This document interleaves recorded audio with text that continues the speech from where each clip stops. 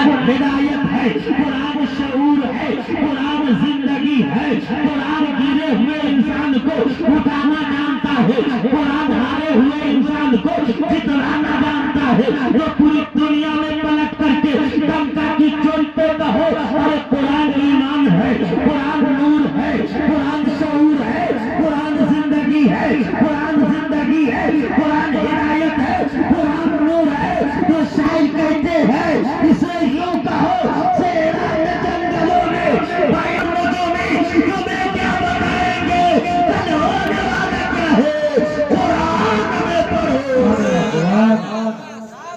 तकबीर, अल्लाहू अकबर, रिसालत या रसूल जिंदाबाद, सरकार की आमद, मरहबा, दिलदार की आमद, मरहबा, अज़मते कुरान, जिंदाबाद, अज़मते कुरान, जिंदाबाद, नारे तकबीर, अल्लाह, नारे रिसालत। या रसूल। हाथ उठाकर कहे या रसूल अल्लाह, या हबीब अल्लाह, हाथ बुला रहा है कहे या रसूल अल्लाह।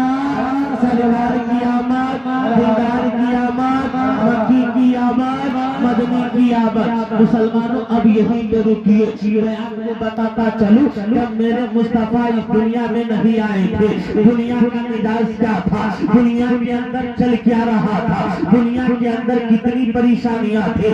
अल्लाहू अकबर कबीरा।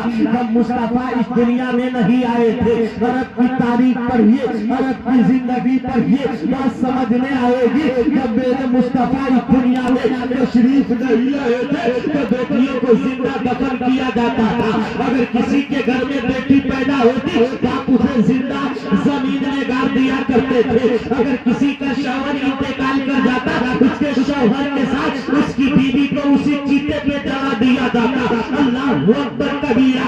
जैसे ही मेरे मुस्तफा इस दुनिया में आते हैं, मेरे मुस्तफा तशरीफ लाते हैं और दुनिया में सबसे पहले अगर किसी को आजादी मिली है तो औरत की जात है।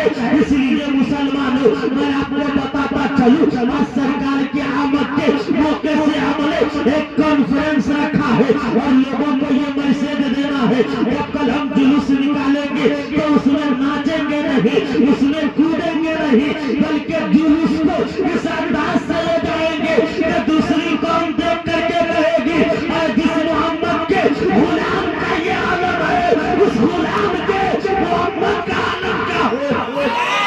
नारे तकबीर, नारे रिसालत, मसलके आला हजरत, सरकार की आमद, दिलदार की आमद, मक्की की आमद, मदनी की आमद, पत्ती पत्ती फूल फूल, पत्ती पत्ती फूल फूल।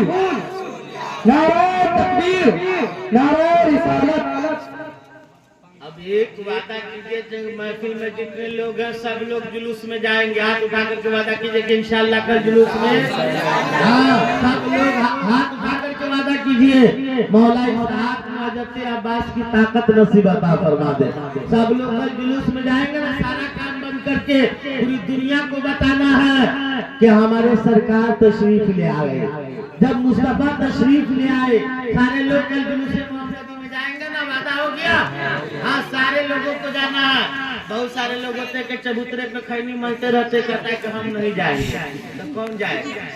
हाँ रैन पे हम जाएंगे, कहते करबला दूर है, जाना जरूर है, अब बगल में मस्जिद है, नहीं जाएंगे। हाँ?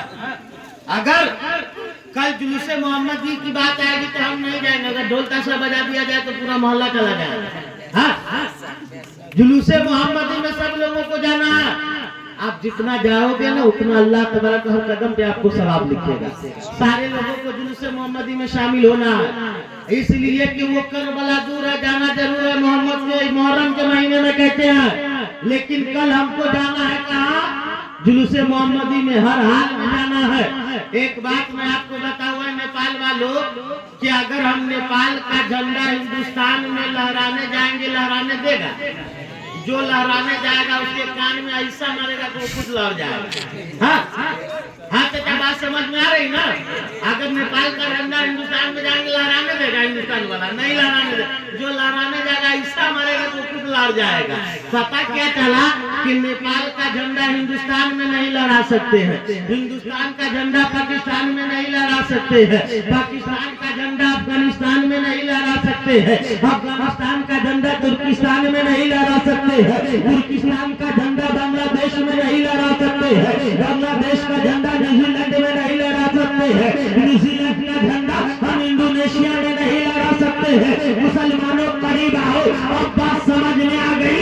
एक मुल्क का झंडा दूसरे मुल्क में नहीं लहरा सकते हैं, जैसे कि नेपाल का झंडा पाकिस्तान में नहीं लहरेगा, पाकिस्तान का झंडा हिंदुस्तान में नहीं लहरेगा। लेकिन सुन्नियों कुर्बान जाओ अपने मुस्तफा पर, जब तेरे मुस्तफा की आमद की बारी आती है तो मुस्तफा का झंडा हिंदुस्तान में भी लहर रहा है, पाकिस्तान में भी लहर रहा है। बात समझ में आ गई। मुल्क किसी का भी होगा, देश किसी का भी होगा, कब्जा मेरे मुस्तफा का। इसलिए मुसलमानों सारे लोगों को कल जाना है। नहीं तो पहले के जमाने में चाचा होता था क्या, 10 को बूढ़ा एक जगह बैठ जाता, कहता है वो राजा रह लो, और दूसरा कहता हूँ, कहते थे ना, एगो राजा, कौन राजा रहा, एगो राजा कहता हूँ। तब ये हमें कल जुलूसे मोहम्मदी में एकदम सच सवच करके जाना, ताकि दूसरी कौम देखे तो पता चले। आज सारे लोग परेशान हैं, हम परेशान क्या हो, सिर्फ नाम के मुसलमान रह गए ना, सिर्फ नाम का मुसलमान। आज हमने इतना रुपया खर्चा किया, आपके गौसिया कमेटी वाले बलवा तक के सारे गांव वालों ने मिल करके, हमने क्यों, ताकि हमें मैसेज मिले कि मौलाना बताए कि हम जुलूस में कैसे जाए। अब डीजे पे म्यूजिक वाले ने नाक लगा देते, अब सारे लोग झूमने लगते। अब जितना सवाब नहीं कमाइएगा उतना आपके ऊपर गुनाह लाद दिया जाएगा। तो आपको शाम की आप सारे लोग हाथ में झंडा लेकर के जाएंगे, खाली हाथ लेके नहीं। वो हाल नहीं कीजिएगा कि उंगली कटा करके शहीद में नाम लिखाएंगे। हाँ, इतना रुपया पैसा हमने खर्च कर दिया, 50 रुपया का झंडा लेंगे, हाथ में लहरा करके जाएंगे, और ऐसे लहराएंगे जैसे कहा गया है, आई नई हुकूमत अब सिक्का नया चलेगा, आई नई हुकूमत अब सिक्का नया चलेगा, आलम ने रंग बदला सुबह शबे विलादत। जब आप झंडा लेकर के निकलोगे ना, तो कुछ लोगों के पेट में दर्द मरोड़ होगा, जिसका नाम इबलीस होगा। उसके बारे में कहा गया है, निसार तेरी चल पहल पे हजारों ईदे रबीउल अव्वल, सिवाय इबलीस के जहां में सभी तो खुशियां मना। सब लोग खुशियां मनाए, सरकार की आमद, दिलदार की आमद, मक्खी की आमद। अब यहीं पे रुकिए, बड़ी कीमती बात आपको समझाना चाहूँ कि जब मेरे मुस्तफा नहाए थे तो दुनिया का हाल क्या था। आज हमें और आपको पता ये चलेगा कि सरकार आला हजरत ने इरशाद फरमाया, सब चमक वाले उजलों में चमका किए, अंधे शीशों में चमका, अंधे शीशों में चमका, अंधे शीशों में चमका हमारा नबी। मुसलमानों यहीं पे रुकिए।